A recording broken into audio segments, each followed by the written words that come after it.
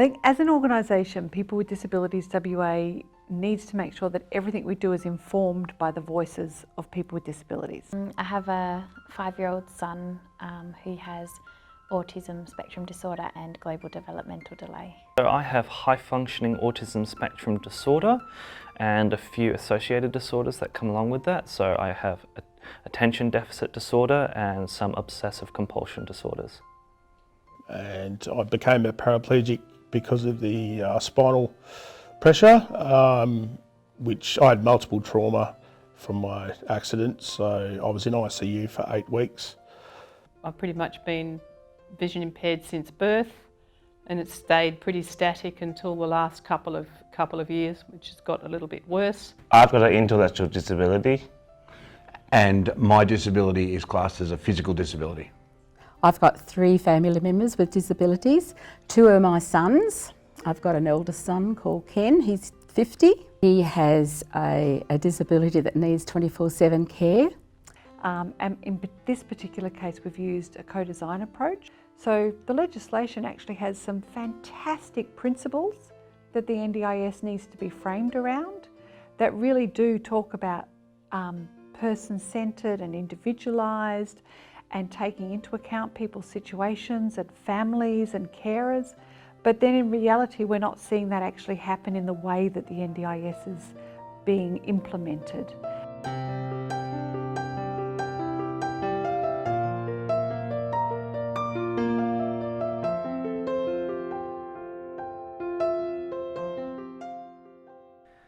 Because it feels like, you know, you have to go in and say, yeah, I have this long-term disability, which apparently I have to prove every 6 to 12 months.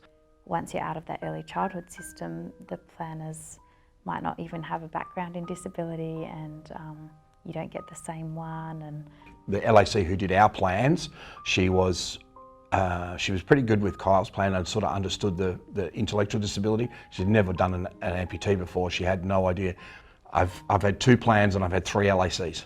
So it's not good in that aspect, because we do have that turnover, and then you have to explain again to someone, because in the space they don't have time to sit down and read all the notes.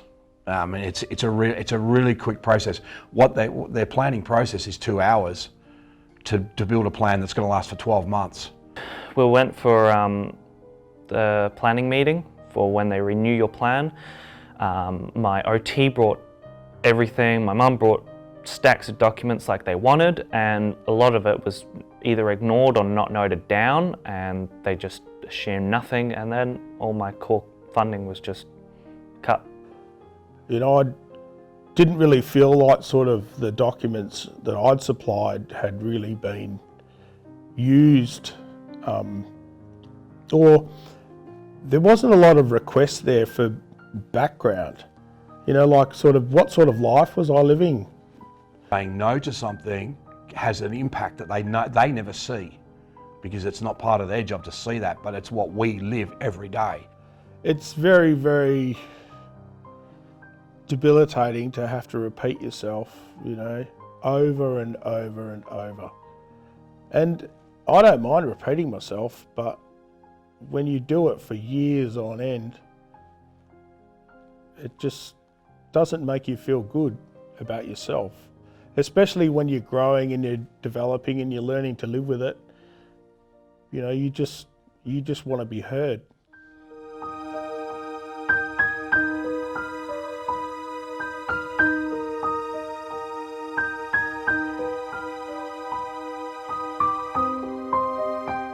Well, I don't think there's any choices in. They just want to know what your day looks like and what you want to do with your day, and you go off and you tell them, and then they want to know what your goals are, so you go off and tell them, and then they just decide how many hours you can have for social interaction or, you know, support. Or sometimes it's difficult to explain what you need or what you mean, or that when you look at your plan, they've interpreted it in a different way, and then the plan's already been implemented. So because they've tell you, oh, you know, I'll ring you up and tell you it's all done, and here it is, and you look at it and you go, well, that's not quite how I envisaged what I told them or what I was suggesting that I needed. It makes me feel frustrated, because I'm going there so then I can get supported, and they're going there just so they can tick me off. I want to be knowing that I'm getting the support and not wait a week to a month and then finally find out I've got my plan approved and it's got nothing of what I want or need.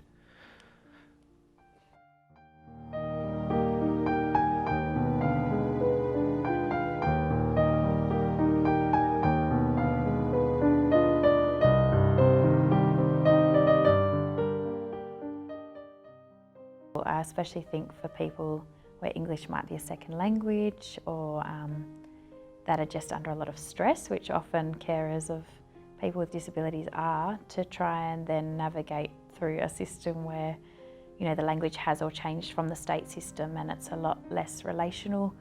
You don't have a local area coordinator walking with you who knows your story, who can advocate for you and help show you where to go. Okay. When I'm working with people from cultural backgrounds, the most common factor that I realized is that huge gap of knowledge and skills. It's lacking, and language as well is a very huge barrier, language and literacy. There's a lot of challenges, lots of challenges for them to understand the NDIS, to navigate the system. Okay, the NDIS system is not an easy system to navigate. I'm very fortunate that I come from a business background. I was 38 when I had my injury, and I'm a fast learner, and because of all the research I had to do within my job. So it was like learning a new language. But I can't get a phone number from someone to talk to pick up the phone and go, I'm having issues with this. I've got to ring a call centre, then I've got to wait, and then I've got to wait and wait and wait. And they say, you know, we'll get back to you within 21 days. In some cases, people will be dead in 21 days.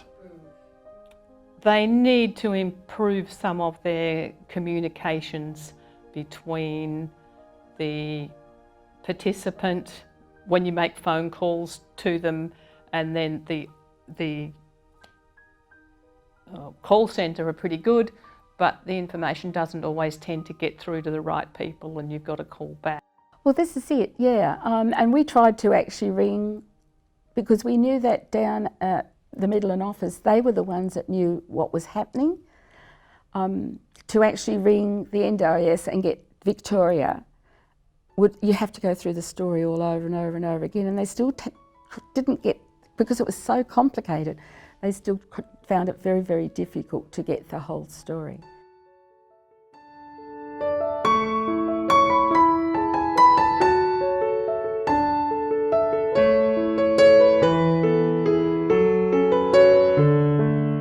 I think it will be very, very helpful if NDIS puts in support coordination for most of the plans of people from CALD backgrounds, because then they'll have someone who walks side by side with them to help them to implement their plans. And I've realized that as well, probably they will need a bit more hours in support coordination as well, especially for those people who use interpretation services. I think travel needs to be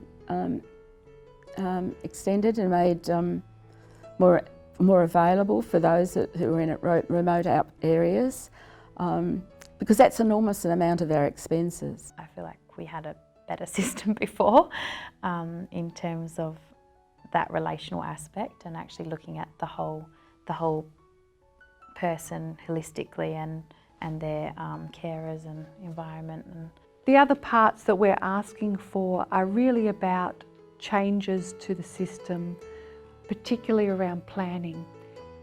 And so how we're embedded into, not just at an advisory level or even in the design, but who is it that are the planners, who's training the planners. It all comes back to the people with lived experience being the drivers of what the system looks like. And those are the sorts of things that all of our recommendations really are tailored and aimed at. That is the key focus.